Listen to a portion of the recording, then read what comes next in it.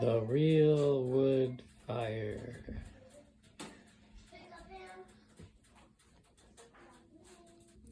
It's getting a little warm in here. I'm about to throw down the catalytic converter and burn some of the smoke.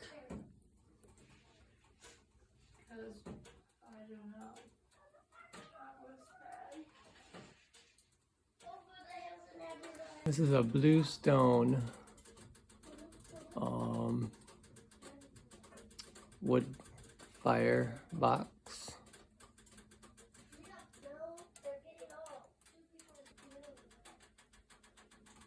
With the setup we got here, the draft isn't very good, so I always use a small wood fire. And so I cut it up really small, and then I make sure it starts on the first.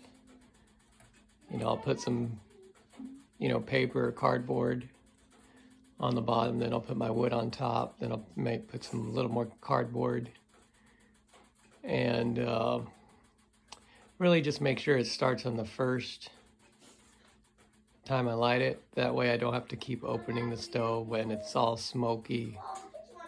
When it doesn't light the first time, it's gonna smoke up the house. So always be sure that I start it on the first go round, and then I can open the door and it doesn't smoke as long as it's burning.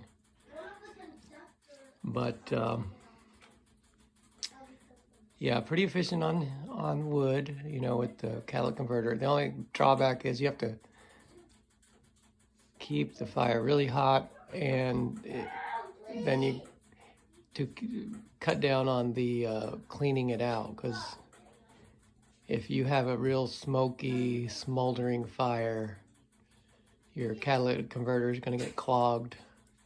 It's still going to get clogged. You still got to clean it, but it will clog up even quicker. So you want a really hot fire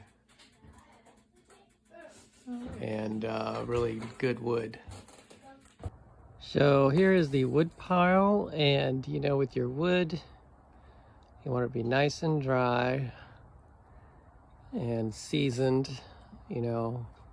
Let it dry for a season, and then you're ready to go. So this is really old wood, actually. Lights pretty well. But if you don't have the seasoned wood and it's wet, it's going to smoke and smolder, and maybe in a fireplace insert or a fireplace, well, not a fireplace, but a fireplace insert, that's not going to be a problem. But in these super efficient stoves, that's going to be a problem when you open the door. It's going to smoke. So small hot fires, that means you got to chop it up more than this. That's too big, right? So you're going to have to split that down and get it a lot smaller pieces for the starting. And then I use a piece about this large. After it's good and hot already, I'll pile the bigger logs on top, and then they'll last a bit longer.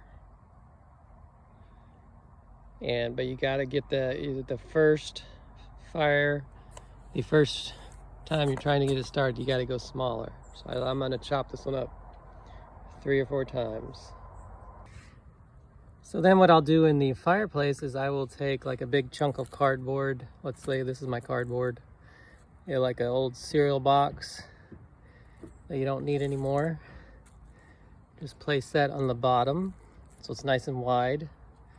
And then I'll put 2 small chunks on either side. And then I will build on top of that with some things that I think will start, maybe some smaller stuff. That's probably too big. So I got my cardboard down here, some chunks on the side just to raise it up to give it some airflow. Because with fire, you gotta have air. You don't wanna cut yourself off from airflow. So, and then on top of that cardboard,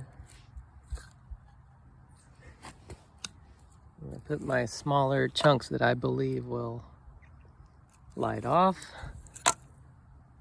And then I might even put like a smaller chunk like this, kind of sticking down a little closer to the flame. Maybe like that. Anyway, just keep doing that and then build it up until you've got something like that. And then what I do is then I'll stuff some paper in there to get that cardboard lid off. You'll need some paper, so I'll stuff maybe some paper or some smaller ripped up pieces of cardboard. And then I might even put them in here, like in these channels. Little pieces, little ripped up pieces like this, you know, kind of shove it down in the middle. And then I'll light it off the paper, which will get it going, and that'll get the cardboard going. And then it will usually flame up the first time. I very rarely don't have it flame up the first time. And then when it's going decently good, I pile up some bigger pieces. So as long as your wood is dry and seasoned, like I would say at least 6 months. If you split yours like I do, like maybe like this, if you go ahead and split it up, it will dry quicker. Now if you wait to split it up, it's, you know, you're not gonna have the surface there, it's not gonna dry as quick. So you want to go ahead and split it.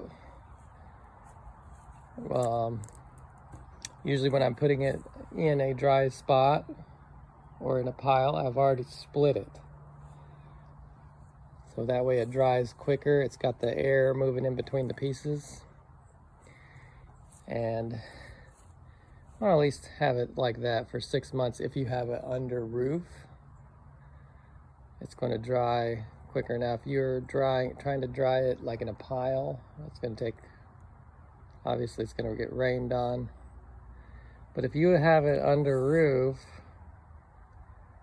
depending on what kind of wood it is, I mean 6 months at least to get it nice and dry. And then even I'll use some of the wetter stuff, maybe some of the wetter stuff that's only been cut up a few months, to if my fire's really hot, burning really hot, I'll use that to kind of slow it down, you know, get some wetter stuff in there to slow it down at times, because you don't want it to burn up so quick, then you're feeding the fire all day, you know, you're just feeding it all the time.